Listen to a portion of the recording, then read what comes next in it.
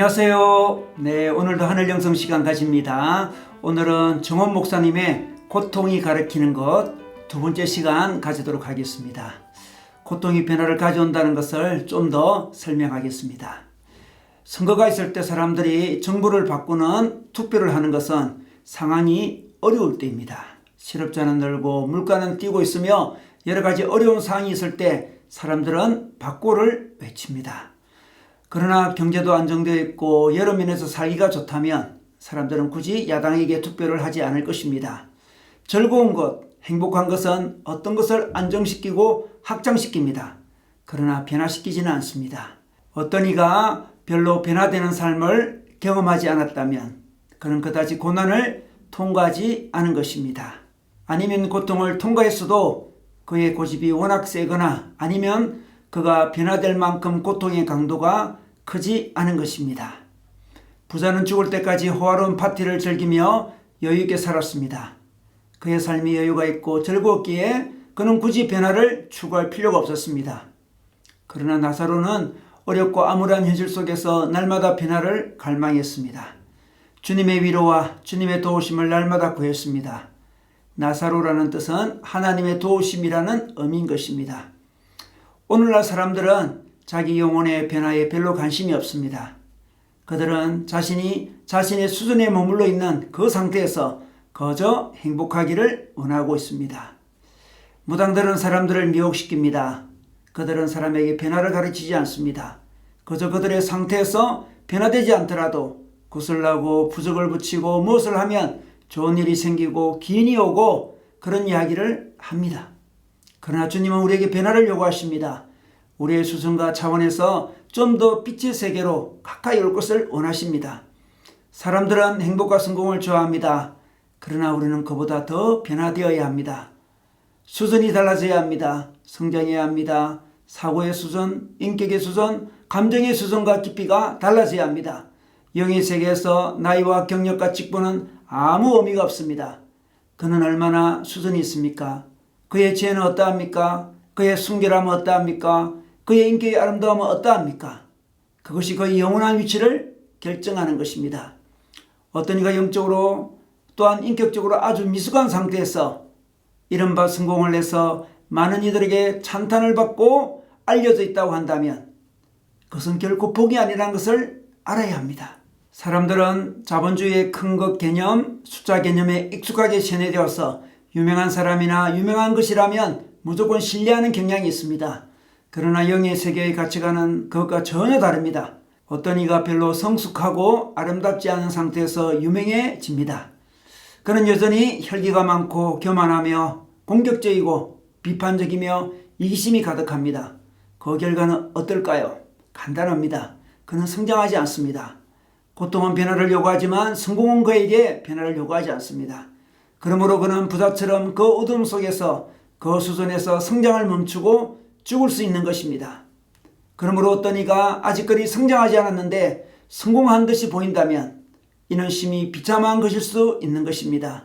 그는 더 성장하기 어렵기 때문에 그렇습니다.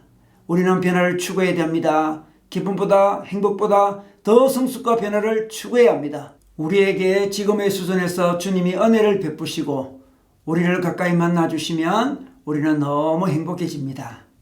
마치 우리가 삼청천에 간 것과 같습니다. 우리는 너무 기뻐하며 오 주님 저는 이곳이 너무나 좋다고 표현할 수 있습니다. 그러나 주님은 조금 후에 떠나시고 우리는 그의 임재를 얻을 길이 없습니다. 우리는 슬퍼하고 울고 주님이 우리를 버렸다고 생각합니다. 그러나 세월이 지난 후에도 그때를 기억하며 나는 예전에는 신앙이 좋았다고 생각합니다. 그러다가 세월이 흐르고 주님은 다시 임하십니다. 우리는 놀라고 예전의 그 체험은 아무것도 아니었다고 말합니다. 그때는 아무것도 몰랐었다고 말합니다. 그리고 다시 주님은 그 은혜를 거두십니다. 우리는 다시 어리둥절해지지만 이런 식으로 조금씩 영의 성숙이 무엇인지 이해하게 되는 것입니다. 우리의 수준이 전보다 조금 높아지면 우리는 조금 더 주님을 알게 됩니다. 그리고 그 주님의 차원은 한도 끝도 없음을 알게 됩니다. 그렇습니다. 그렇게 주님을 조금씩 더 알아가고 성장해 가는 것, 그것이 곧 인생이고 영원토록 우리가 나아가야 할 길인 것입니다.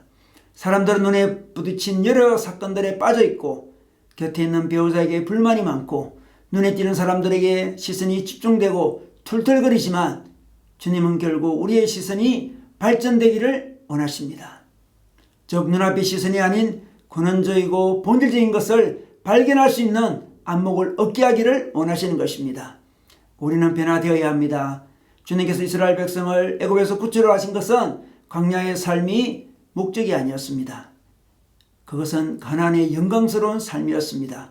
하나님을 알고 그 천국의 비밀을 알고 그 놀라운 영광의 세계, 빛의 세계를 좀 더 감당하고 그 부활을 얻을 수 있는 수준과 차원의 사람으로 만드시고 그분의 충만하심과 풍성하심을 부어주기 위해서 출애굽시킨 것입니다.